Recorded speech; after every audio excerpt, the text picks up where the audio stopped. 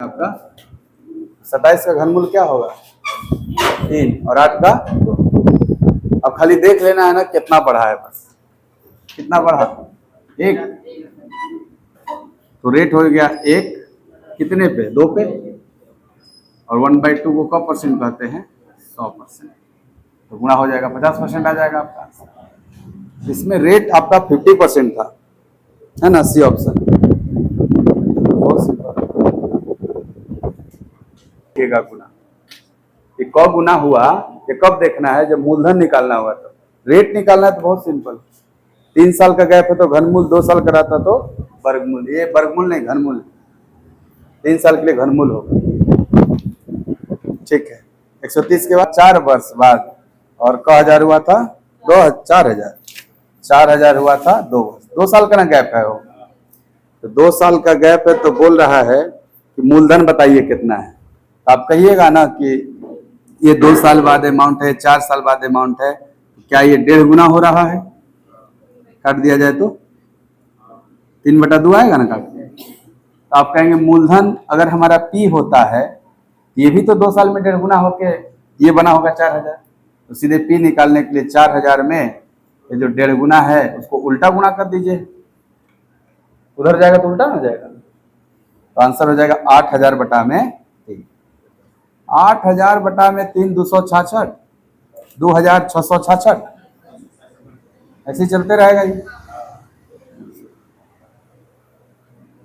अभी यही सवाल मैं बोल भी रहा था यहाँ कि जब रेट निकालना है तो सीधे देखिए कौन साल का है उतना कर लीजिए, 3 साल का है तो घनमूल कर लीजिए। लेकिन अगर मूलधन निकालना है तो आपको वर्गमूल घनमूल कुछ नहीं करना है, सिर्फ देखना है कि कौ गुना हुआ था, उतने गुना मूलधन को कर दीजिएगा। चलिए, और से 12 वर्ष बाद कितना हो जाएगा? मूलधन 2400 और 6 साल बाद 3600, तो 12 साल बाद पूछा है बस। तो आप ये पता करो कि 6 साल में कौ गुना हुआ। आपको 3600 हुआ था 2400, ये भी 1.5 गुना ना हुआ। तो 6 साल में अगर 1.5 गुना हुआ तो भाई ये जो 3600 रुपया है ये 6 साल बाद वाला था, इसको भी अगर 1.5 गुना करेंगे तो 6 साल लग जाएगा। तो 1.5 गुना अगर करेंगे 18 तिया 5400 बनेगा।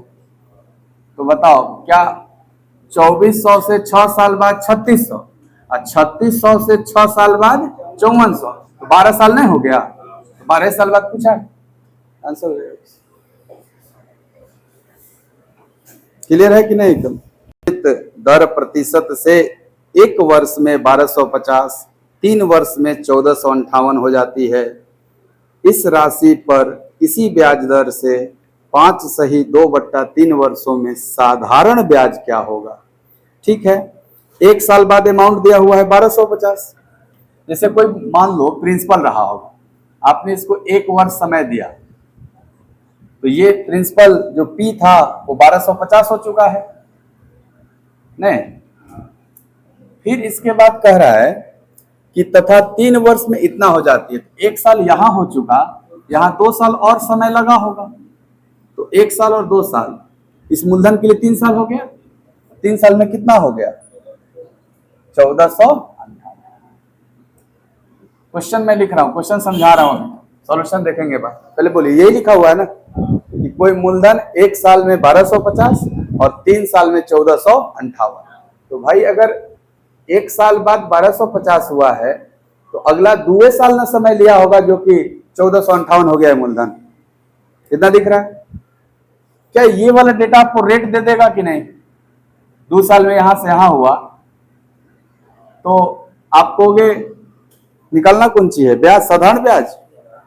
हाँ, उसी राशि पर ना, यानी ये जो P था इसी पर आपको निकालना है। ठीक है, थोड़ा सा आप बताइए कि 1458 और 1250 ये 729 है, मतलब इसका रेशियो अगर देखेंगे 1458 बटे में 1250, तो आप कहेंगे ना 1458 बटे में 1250 का रेशियो देखा जाए तो ये 625 और ये 729 है।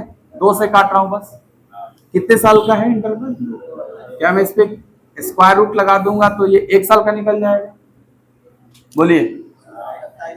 तो 729 का स्क्वायर रूट 27 और 625 का स्क्वायर रूट 25।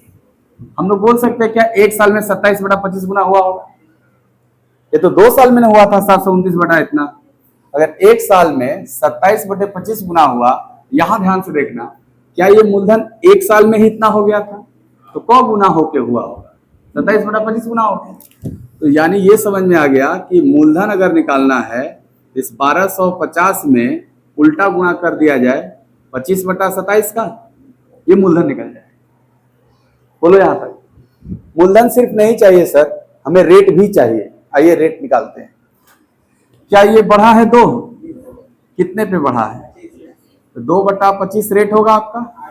2/25 को 8% कहते हैं, 8% रेट था। अच्छा, टाइम कितना दिया हुआ था साधारण ब्याज के लिए? 5 सही 2/3 वर्ष।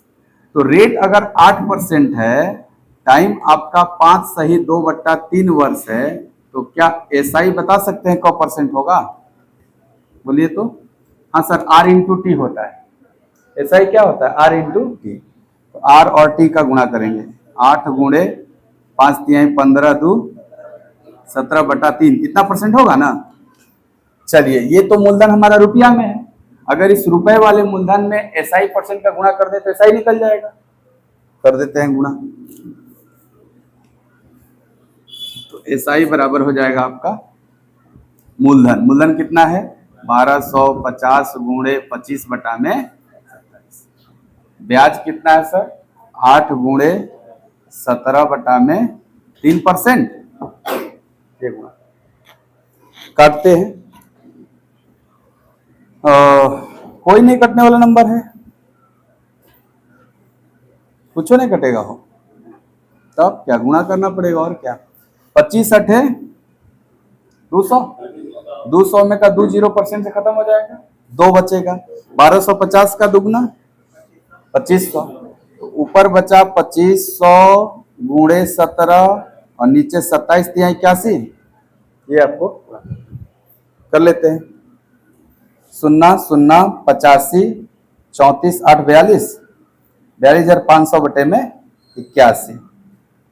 अब एक बार आप ऑप्शन देख के लगाओ कि ये सर 81 से कटेगा नहीं, अगर तो 80 होता तो कट जाता। कौन सा सवाल है? 136।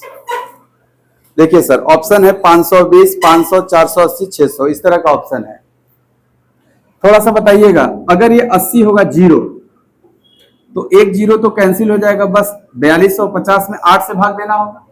तो 8 बचे 40, 8 तिया 24 और 8 मतलब 400 नहीं 531 के आसपास। कब? जब 80 रहता तब। 80 से ज्यादा 81 है तो 531 से कम आंसर होगा। 531 से क्या होगा? कम आंसर होगा। बताइए कौन सा लगाएंगे? 480 की 3 गो ऑप्शन है आपके पास, 600 रिजेक्ट हो जाएगा ना, क्योंकि 531 से कम होना चाहिए। तो सर 500 भी है, 520 भी है और 480 भी है। क्या लगाएंगे? हाँ, तो आप थोड़ा सा यहाँ पे अगर डाउट है ना, 20 का ना अंतर है 520 और 500, तो आप देख लो कि सर 81 का 5 गुना तो जाना ही था, इसमें कोई शंका नहीं था। कितना हो जाना था? 405। और 200 जो है सर वो 405 गया तो 20 और 0 200, क्या 200 इससे 2 बार में जाएगा? तो 500 वाला नहीं 520 वाला के साथ जाएंगे। गलती हो गया क्या? 81 का 5 गुना क्या होगा? 405। 81 का 5 गुना 405। 405 गया तो क्या बचा? 20। 20 पर एक जीरो उतर के 200 हो गया। तो 81 से 200 2 बार में जाएगा, हालांकि 3 बार में थोड़ा आगे निकल जाएंगे। 500 क्यों? 520 ना होना चाहिए। इसमें जिस तरह का ऑप्शन है कि 520 के नजदीक जा रहे हैं ना, देख लेना, इधर गुणा गलती नहीं किए हैं। हाँ, यही आ रहा है ना। हाँ, यही सही। हालांकि आगे है, 520 के आगे जाएंगे, क्योंकि जो कैरी बचेगा वो 0 बार में थोड़े कट जाएगा, आगे जाएगा ना। अभी एक 0 बचा हुआ है। कैलकुलेशन देख लो एक बार, सही है ना सब? अगर पहला साल का 160 है कंपाउंड इंटरेस्ट, तो दूसरा साल का 224 रहेगा। तो क्या दोनों साल का मिला के 384 हो जाएगा? बोलिएगा। ये क्या है? पहला साल का चक्रवृद्धि ब्याज। ये क्या है? दूसरे साल का चक्रवृद्धि ब्याज।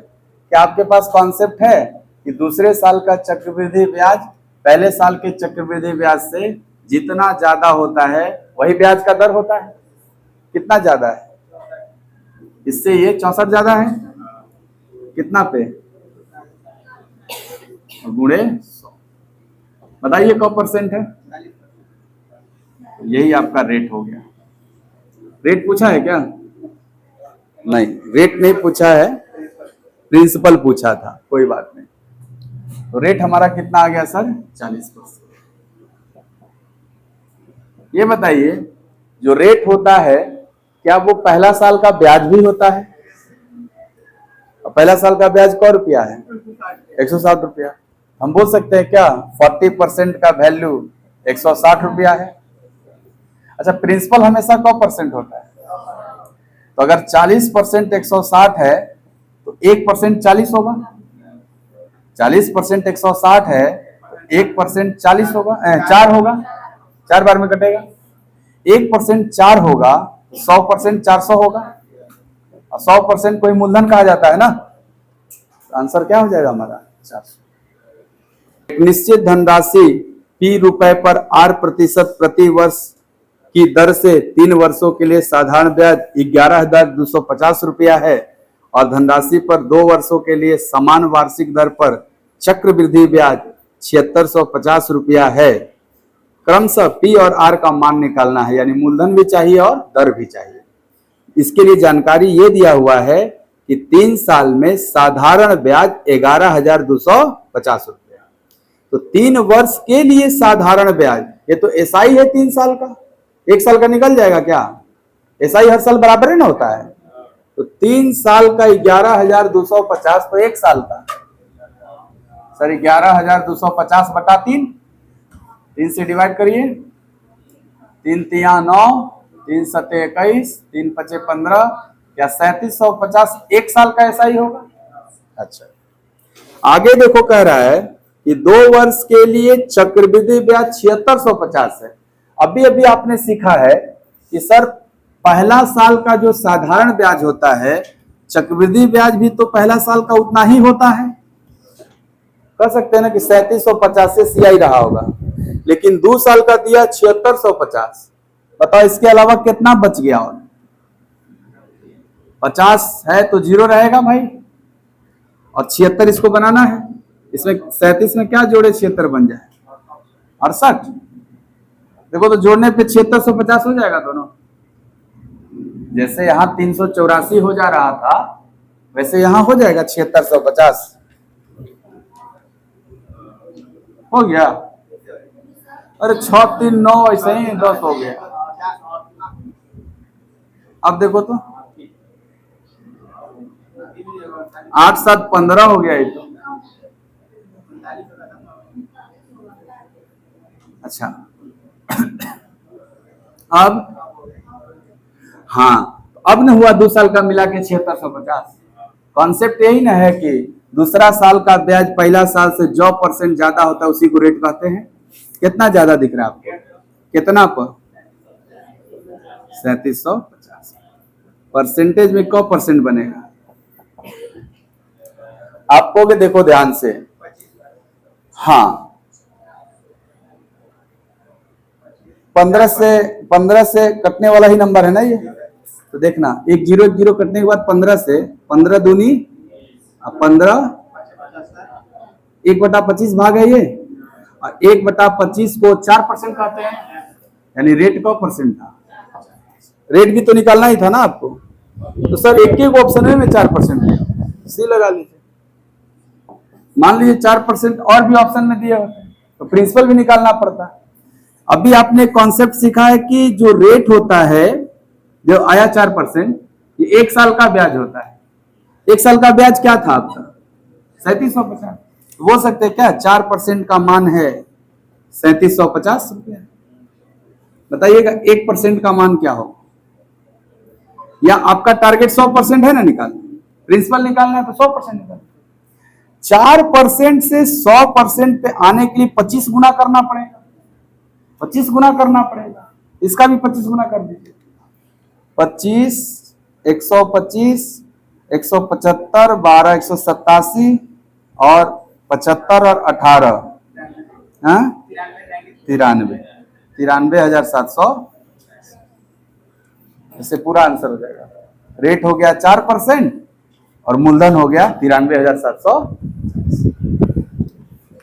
क्या उसी टाइप का है ना सवाल? थोड़ा आगे बढ़ गया, मूलधन भी पूछ दिया है। दूसरे और तीसरे वर्ष में चक्रवृद्धि ब्याज के बीच अंतर क रुपया होगा? ये सब तो आपको 10% रेट वाला याद है। हम पूछ रहे हैं, आप बताइएगा 10% रेट पर पहला साल का चक्रवृद्धि ब्याज, दूसरा साल का चक्रवृद्धि ब्याज 11%। 2 साल का कैसे होता है? हम दूसरा पूछ रहे हैं कि दूसरे साल का और तीसरे साल का, तो इसको दूसरा और तीसरा का अंतर चाहिए ना, तो दूसरा साल 11% और तीसरा साल 12.1, तो 12.1 और 11 का अंतर क्या होगा? 1.1%। आपको भी सर अंतर 1.1% है। प्रिंसिपल क रुपया दिया था, तो 100 रुपया का निकालना है, कितना? 1.1%। तो इसका 1.1 निकालेंगे तो 1.1 ही रुपया ना आएगा, ये आंसर हो जाएगा। हमने आपको बताया था, फिर से रिवाइज करा देते हैं। रेट जब 10% पर एनम होता है तो फर्स्ट ईयर का जो सीआई होता है वो 10% ही होता है। सेकेंड ईयर का जो सीआई होता है ये 10% बढ़ जाता है तो 11% हो जाता है। थर्ड ईयर का जो सीआई होता है ये फिर से 10% बढ़ जाता है, 12.1% हो जाता है। और इन दोनों का जो अंतर होगा वो आपको दिख रहा होगा 1. ये नहीं पूछा है? चलिए बहुत बढ़िया, सेकंड ऑप्शन था 1. आगे बढ़ जाइए सर। 3600 है तो चौथे और पांचवें वर्ष में चक्रवृद्धि ब्याज के बीच अंतर बता दीजिए। तीसरे वर्ष का न दिया है जी सीआई, ये सब शब्दों पे ध्यान दीजिए। 3 वर्ष का सीआई दिया है कि तीसरे वर्ष का? अगर तीसरे वर्ष का सीआई दिया है और हमको चाहिए चौथे और पांचवें वर्ष में सीआई के बीच अंतर, क्या हर साल सीआई रेट के हिसाब से बढ़ता है? अगर तीसरा साल सीआई 3600 रुपया है, ध्यान से देखना होगा आपको ये सवाल। तीसरा साल सीआई 3600 रुपया है, अगर मैं इसको 8% बढ़ा दूंगा तो चौथा साल का सीआई बता देगा क्या? यही ना होता था, ये हर साल रेटे से ना बढ़ता है सीआई। अगर मैं 8% बढ़ाऊंगा तो चौथा साल का सीआई निकलेगा, अब फिर 8% बढ़ाऊंगा, आंसर हो जाएगा, क्योंकि अंतरे तो चाहिए चौथा पांचवा का। बताइएगा इसका 8% कितना होगा? 36 8 288। ये 288 बढ़ेगा क्या? चलिए 288 बढ़ के कितना हो जाएगा? 38 88। हाँ, ये कौन साल का सीआई है सर? ये थर्ड ईयर का था, ये फोर्थ ईयर का है। अगर इसको फिर से 8% बढ़ा दूं तो क्या ये 5वां साल का सीआई दे देगा? खाली 8% बताओ कितना होगा? 8 8 8 8 64 6 70, 8 8 64 7 71 और 8 3 24 7 31। क्या ये 311.04 बढ़ेगा? अच्छा ये बताओ, ये जो बढ़ेगा ये जोड़ेंगे तब ना 5वां आएगा। अब 5वां चौथा का अंतर निकालना होगा तो इतने ना आएगा, नहीं आंसर हो जाएगा 311.04 रुपया। तो काहे बुरा नहीं मानना है, वो 311 आंसर हो जाएगा। अब कहिएगा कि 04 काहे नहीं दिया, इसके जगह पे नहीं लिख देगा 311 रुपया। 04 कहां से लाओगे? 311 रुपया लिखोगे।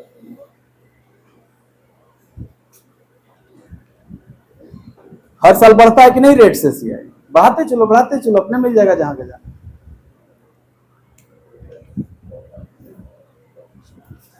ये है तीसरे वर्ष का सीआई।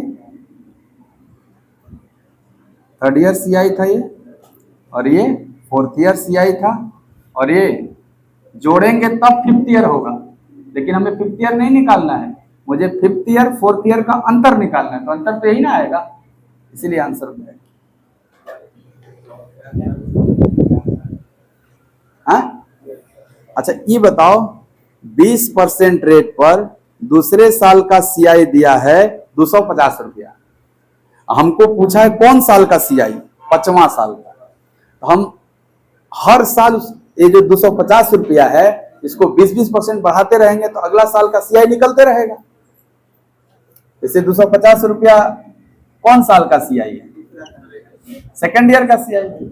अगर ये सेकेंड ईयर का सीआई है, आप बताइएगा हमको, ये 20% एक बार बढ़ेगा तो तीसरे साल का आएगा, फिर 20% बढ़ेगा तो चौथे साल का आएगा, फिर 20% बढ़ेगा।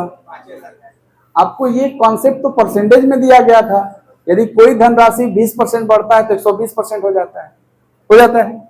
तो बताइएगा, हमें फिफ्थ ईयर का अगर सीआई चाहिए, ध्यान से देखिएगा, तो सेकेंड ईयर का जो 250 है इसको एक बार 20% बढ़ाएंगे तो ये तो तीसरे साल का देगा। और कोई धनराशि 20% बढ़ता है 120% हो जाता है, नहीं हो जाता है? 120% अर्थात 6/5 गुना हो जाता है। अगर मैंने 250 में एक बार 6/5 का किया, ये तो तीसरा साल का सीआई आया, एक बार और 6/5 किया, ये चौथा साल का सीआई आया, एक बार और कर दिया तो क्या ये 5वें साल का सीआई हो जाएगा सर? यही मैं एरो मेथड से समझा रहे हैं आपको। 8% बढ़ा के जो आया फिर 8% इसी को बढ़ा रहे हैं, 108% हर बार कर रहे हैं हम। 125 का दुगना दिया है क्या ये 250, 6 का क्यूब 216 का दुगना, तो क्या 432 रुपया सीआई रहा होगा 5वें साल में? और जो लंबा हो गया तो एरो से नहीं बनाएंगे, डायरेक्ट आप देख लीजिए क बार करना है, 3 बार करना है, 3 बार कर दीजिए 120%, 120%, 120%।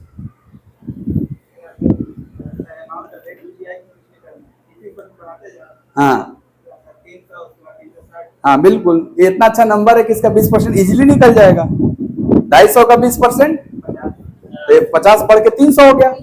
ये 300 सीआई कौन साल का? तीसरा साल। अच्छा 300 का 20%, अब 60 जोड़ो उसमें, 360 चौथा साल का। 360 का 20%, 72 उसमें जोड़ो, 5वां साल का। या तो 20% निकाल के जोड़ो या डायरेक्ट 120% करो, 3 बार लिया है ना। और 2 साल समय लेके कितना बन चुका है? 13,650। ठीक है, इतना बन गया है। अब कह रहा है कि यही राशि, यानी जो 10,500 रुपया था आपका, यही राशि एक साल में अर्धवार्षिक जब संयोजित होगा तब कितना हो जाएगा एक साल बाद?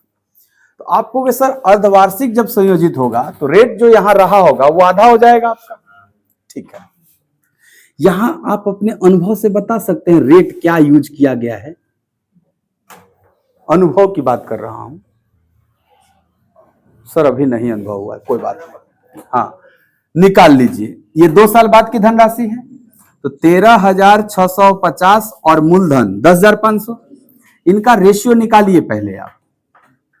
आप रेशियो निकालिए, 21 से जाएगा, 5 से ले जाओ, 210 जा रहा है ना, 5 से ले जाओ, 5 दूनी के 10, 5 सत्ते 35, 5 तिहाई 15, ठीक है ना। अब बताना दोनों में 7 से कटने वाला नंबर है, 7 से 30, 21 तिया 30, 21 से कट जाता हो, 21 से 10 बार में, और 21 से 1 3 13, सही है। 13/10 आया क साल में, तो 13/10 2 साल में अगर आ गया तो रेट निकालने की तो रूट लगाना पड़ता था हमको, और 13 का वर्गमूल तो होगा नहीं आपको।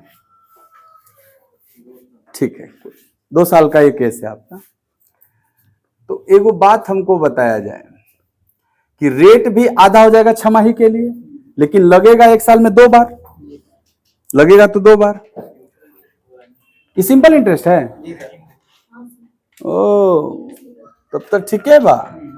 ये रेट हमारा जो आया, ये रेट हमारा 30% आ गया। ये आपको दिख रहा होगा 130, लेकिन ये अमाउंट ना 130 है, तो रेट हमारा क्या हो जाएगा? नहीं, यहां ये 2 साल में 30% आएगा। वो 130 अमाउंट है। जैसे 130% जो दिख रहा है ना आपको, ये क्या है सर? अमाउंट प्रिंसिपल का है 130%। अगर अमाउंट 130% होता है तो यहाँ पे एसआई क्या होगा? 30% होगा। ये एसआई क साल का है, तो यहाँ रेट 15% यूज किया गया था। रेट कितना यूज किया गया होगा? 15%। अब यही रेट अगर अर्धवार्षिक संयोजित होगा तो 7.5% काम करेगा। यानी न्यू रेट आपका क्या काम करेगा? 7.5%। और एक साल में क गो छमाही होगा, तो 2 बार लगेगा ना 7.5%। 7.5% 2 बार लगेगा, तो सीआई बताइए कितना परसेंट होगा? सर हमको सीआई नहीं निकालना, हमको अमाउंट निकालना है। तो इसमें परसेंटेज वाला तरीका से अच्छा होगा रेशियो वाला तरीका लगा लें। 7.5% का फ्रैक्शन 7.5/100, 25 तिया 40, 3/40। तो क्या 2 बार लगेगा? तो 40 से 43, 40 से 43 2 बार करना होगा। तो प्रिंसिपल 40 का स्क्वायर हो जाएगा और अमाउंट 43 का स्क्वायर हो जाएगा। तो 1600 प्रिंसिपल होगा और 43 का स्क्वायर हो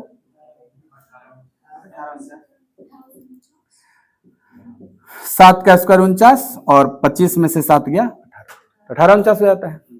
देखिए सर, मूलधन दिया हुआ था आपको और अमाउंट निकालना था, तो नहीं बोलेंगे 1600 का मान दिया हुआ है और 1849 का मान निकालना है। बस कैलकुलेशन करना है। यहाँ पे 1600 का मान अगर 10,500 होगा, 1 यूनिट का मान कितना हो जाएगा?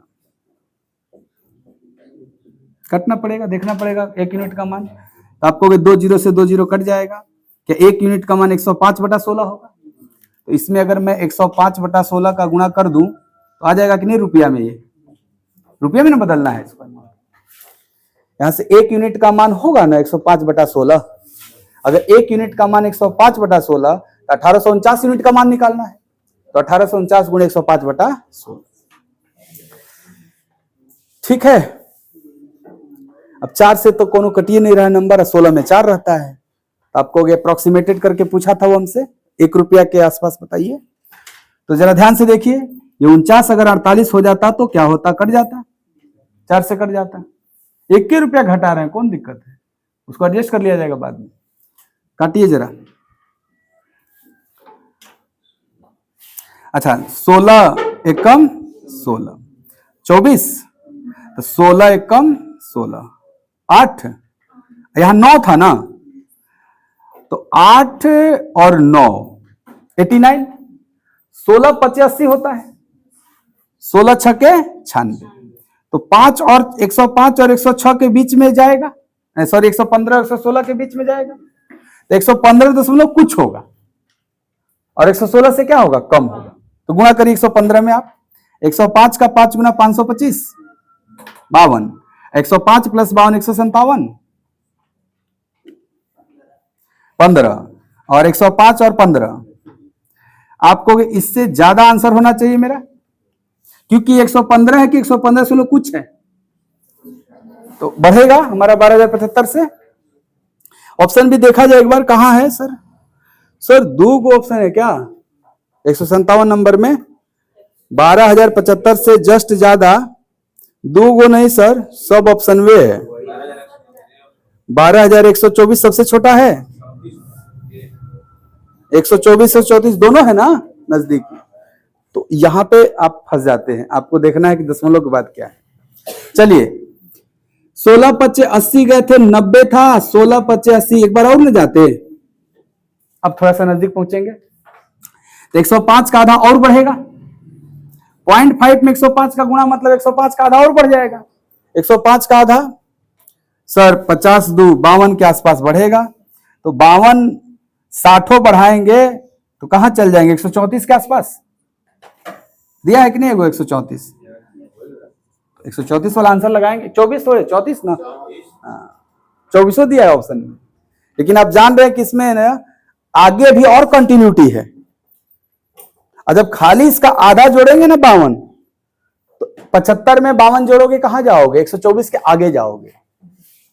तो कभी 124 तो आंसर नहीं हो सकता, इसलिए 134 वाला लगाएंगे लास्ट।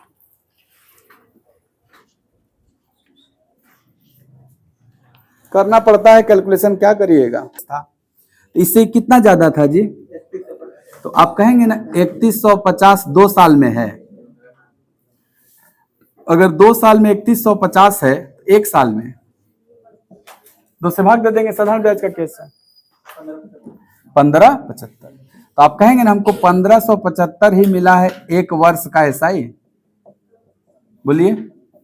अच्छा, रेट जो होता है ये आप याद है ना, 1 वर्ष का एसआई बटा मूलधन गुणे 100 होता है। 1 वर्ष का एसआई कितना है? 1575, और मूलधन कितना था? 10,500। तो 10,500 का 1575 का परसेंट है? 15% है, इसीलिए रेट आपका क्या था यहाँ पे? 15%। तो ये साधारण ब्याज नहीं पढ़े थे, इस वजह से हम कंपाउंडिंग वाला दे सोच रहे थे। सिंपल था ये एकदम। ये क्या है? हाँ, अर्धवार्षिक हो जा रहा है, वही रेट क्या हो जाएगा? आधा। अच्छा, समय 1 साल है, 1 साल में कब अर्धवार्षिक होता है? इसीलिए यहाँ 2 बार लगाएंगे। 1 साल में 2 अर्धवार्षिक हो जाता है। चलिए आगे बोलिए सर। 107 कि ए को 8 वर्ष बाद प्राप्त होने वाली राशि 10 वर्ष बाद बी को प्राप्त होने वाली राशि बराबर हो जाए। हाँ, अमाउंट बराबर हो जाए, जबकि ब्याज का दर वार्षिक रूप से चक्रवृद्धि होगा 10% वार्षिक। इसका मतलब ये सीआई का केस है। एगो का 8 साल बाद, एगो का 10 साल बाद धन बराबर होना चाहिए। ध्यान से देखना, दोनों में कौ साल का अंतर है? बस वही मेन काम है आपको। आप कहोगे सर, हाँ, आप कहोगे कि जब क्या बोलते हैं, अमाउंट दोनों का सेम है, अमाउंट कांस्टेंट होता है, तो 10% रेट के हिसाब से 1/10 के हिसाब से 10 से 11 होता है ना प्रिंसिपल से अमाउंट। एगो 8 साल बाद है, एगो 10 साल बाद, दोनों में क साल का अंतर है? बस आप स्क्वायर कर दें। दोनों में 3 साल का अंतर होता तो क्यूब कर दें, तो एगो का धन निकल जाएगा, एगो दूसरा का निकल जाएगा। क्या आएगा जी? 100 और 121। यानी एगो का प्रिंसिपल 100 था, तो एगो का 121। 121 वाला 8 साल में पूरा हो गया, और 100 वाला 10 साल में पूरा हुआ। ऐसी पॉसिबिलिटी आपको समझ में आ रहा है कि नहीं, कि अगर हमारा 121 रुपया है, 8 साल बाद जितना हो जाएगा, हो सकता है 100 रुपया 10 साल बाद उतना हो। क्यों? तो दोनों का मिला के कितना? क्वेश्चन में दोनों का मिला के क रुपया दिया था भाई? जो धन बांटना था वो दोनों में ना बांटना था, तो मिला के ही है दोनों का 66,000। यहां से 1 यूनिट का मान निकलेगा, कटेगा हो। हाँ, इसका 3 गुना है ये, 1 यूनिट का मान 300। तो बताओ, एक आदमी का 100 यूनिट था, तो 100 यूनिट का मान 300 का गुणा करेंगे 30,000 हो जाएगा। एगो का 121 था, 121 गुणे 300 करेंगे 363। ऐसे दोनों का बंटवारा हुआ था 66,000। तो अब ये डिसाइड करना है क्या, ए का कौन, बी का कौन? कि ऑप्शन छट गया आपका? छट गया। नहीं तो मान लो अगर ऑप्शन नहीं छटता, ए बी का इंटरचेंज कर करके दिया होता, एगो में ए का इतना, बी का इतना, एगो में ए का इतना, बी का इतना, तो भी आप डिसाइड कर सकते हो कि कौन वाला ए का होगा, कौन वाला बी का होगा। हाँ, जिसके लिए टाइम कम दिया गया है उसका प्रिंसिपल ज्यादा होना चाहिए, और जिसको टाइम ज्यादा दिया गया है उसका प्रिंसिपल कम होना चाहिए। तो आप जान जाओगे कि जो 8 साल वाला रहा होगा ना, वो ये धन रहेगा, और जो 10 साल वाला रहेगा ये रहेगा। कम मूलधन ज्यादा समय लेगा ना, और ज्यादा मूलधन कम समय लेगा। ऐसे भी डिसाइड हो जाएगा ए का कौन, बी का कौन।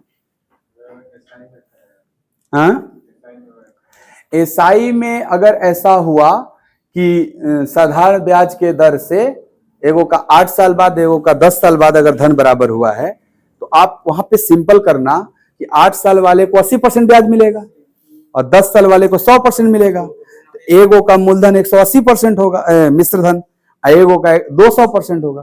उस रेशियो का उल्टा कर दोगे ना तो प्रिंसिपल का रेशियो आ जाएगा। नहीं पढ़े हो कि अमाउंट कांस्टेंट तो परसेंट अमाउंट का उल्टा मूलधन हो जाता है। तो एसआई में तो सिंपल था भी ऐसा सवाल एसआई में। प्रति वर्ष की दर से 4 वर्ष में 11,520 रुपए हो जाती है। साधारण ब्याज समान राशि की राशि 2 वर्ष में समान दर से कितनी होगी यदि ब्याज 8 मासिक संयोजित हो रहा है? लगभग में बताना है। तो 15% रेट पर 4 साल में 11,520 रुपया हुआ है, सिंपल इंटरेस्ट पर हुआ है। अब पूछा जो है वो कंपाउंड पे पूछा है आपको। तो हमको आप बताइए खाली इतना कि 15% रेट पर 4 साल में साधारण ब्याज क परसेंट होता है? 15 चौके 60% होता है। अगर साधारण ब्याज 60% तो मिश्रधन क परसेंट होता है ना? 100 में जोड़ दिए तो मिश्रधन 160% हो जाएगा। ये जो दिया है 11,520 रुपया, ये मिश्रधने ने दिया हुआ है तो लिख सकते हैं ना 160% का मान 11,520 रुपया दिया हुआ है। यहां से हम 1% निकाल सकते हैं क्या? हाँ सर, 16 से डिवाइड करिए। 16 सत्ते 112, 16 दूना 32, 1% का मान 72 रुपया आ जाएगा। अब देखेंगे क परसेंट निकालें बाद में, पहले 1% निकाल के बैठ गए हम लोग। कह रहा है क्वेश्चन में कि समान राशि पर 2 साल में आप 8 महीना अगर संयोजित होगा तो चक्रवृद्धि ब्याज बताइए। तो ये बताओ 15% रेट पर पूछा है। 15% जो रेट है वो 12 महीना का ना है, हमको 8 महीना का ना चाहिए। 12 महीना का 15% 8 महीना का, ये सब डिसाइड करिएगा तब भी ना निकलेगा। 15% वार्षिक है ना हो, तो अगर वार्षिक मतलब 12 महीना का है तो 12 महीना का 15% 8 महीना का। रोहित को समझे में नहीं आ रहा है। 12 महीना में 15 दिन नहीं आओगे, गैप कर रहे हो, तो 8 महीना में क दिन गैप कर रहे होगे? ये कोई हिसाब नहीं समझ में आता है। 8 दिन गैप कर दोगे। 12 महीना में 15%, 8 महीना में चुकी वाला नियम से निकाल लो कि 12 महीना में 15%, 8 महीना में क परसेंट।